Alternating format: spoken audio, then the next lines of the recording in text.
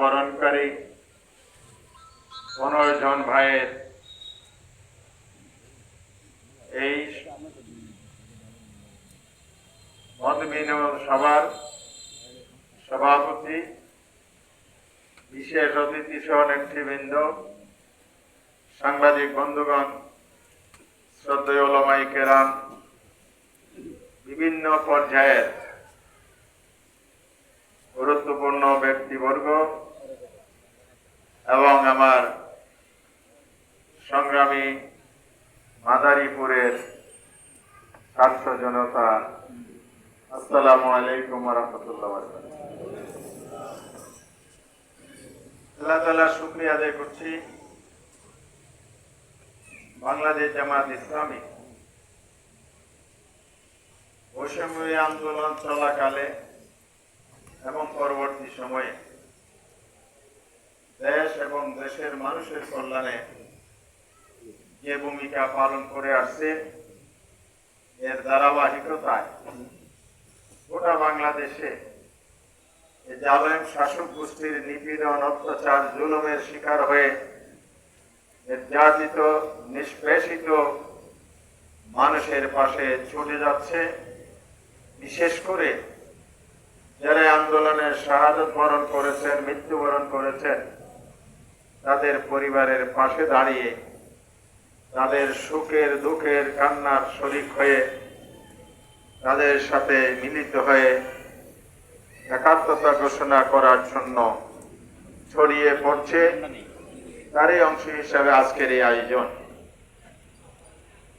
আমি আজকের আয়োজনে যারা শহীদ হয়েছেন, নিহত হয়েছেন, সবাইকে শ্রদ্ধার সাথে স্মরণ করছি। কৃতজ্ঞতা জানায় যেসব ছাত্র জনতা এই আন্দোলনে অংশগ্রহণ করেছেন, ভূমিকা পালন করেছেন, রক্ত দিয়েছেন, শ্রম দিয়েছেন, পরিশ্রম করেছেন, সাহসী সংগ্রামী ভূমিকা পালন করেছেন, তাদের সকলের প্রতি কৃতজ্ঞতা জানাচ্ছি।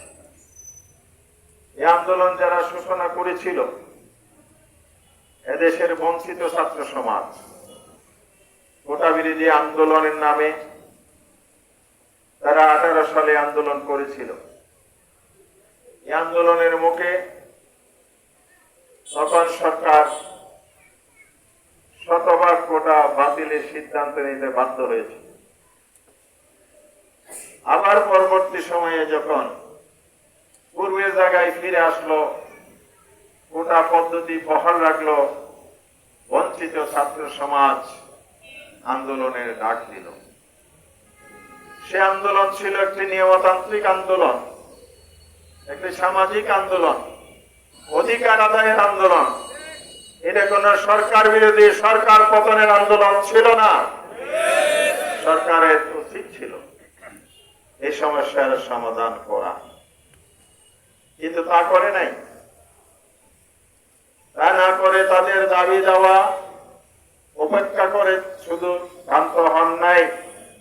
তৎকালীন জালিম শাহী বাংলাদেশের প্রধানমন্ত্রীর নামের কলঙ্কনী, তিনি ছাত্র সমাজকে তুচ্ছ তাচ্ছিল্য করেছিলেন। প্রকাশ্যে তিনি সংবাদ সম্মেলনে বলেছিলেন, আমরা কি কোটা সেই রাজাকারের নাতি পুতিদের চাকরি দেওয়ার জন্য? ছাত্র সমাজের প্রতিবাদে বিভিন্ন বিশ্ববিদ্যালয়ে আবার প্রতিক্রিয়া ব্যক্ত করলো, স্লোগান দিল। কি স্লোগান? আপনারা তো সবাই মুখস্থ করে ফেলেছেন। তুমি কে, আমি কে, রাজাকার, রাজাকার। কে বলেছে? স্বৈরাচার, স্বৈরাচার।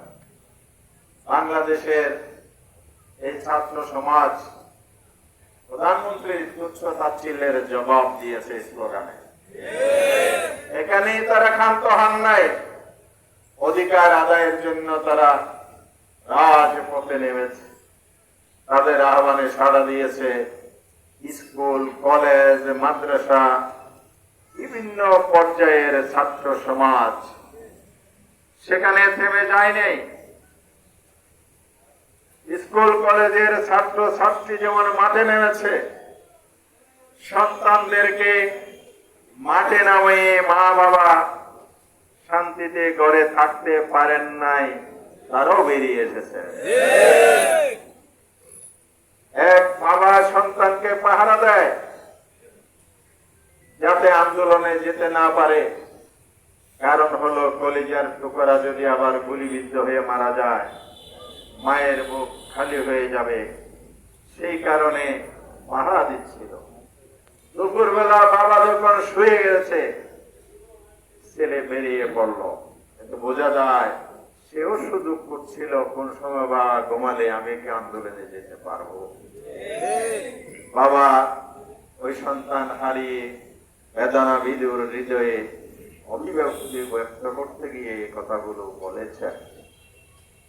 এই একজন নয়, অসংখ্য মা বাবার একই পরিণতি হয়েছে। আমরা লক্ষ্য করেছি সেদিন সাংবাদিকরা যখন জিজ্ঞেস করেছে আপনি কেন এসেছেন, বৃদ্ধ মানুষ, আমার ছেলেরা, আমার ছেলে নয় শুধু, অসংখ্য ছেলে মেয়েরা যখন বুক পেতে দিচ্ছে, আবু সাইদের মতো বুক পেতে দিচ্ছে বুলেটের সামনে, সেখানে আমি বাবা হিসাবে কিভাবে ঘরে থাকতে পারি, এজন্য আমি আন্দোলনের শরীক হয়েছি। একজন মা ১.৫ বছরের সন্তান কোলে নিয়ে সেদিন রাজপথে নেমে আসে।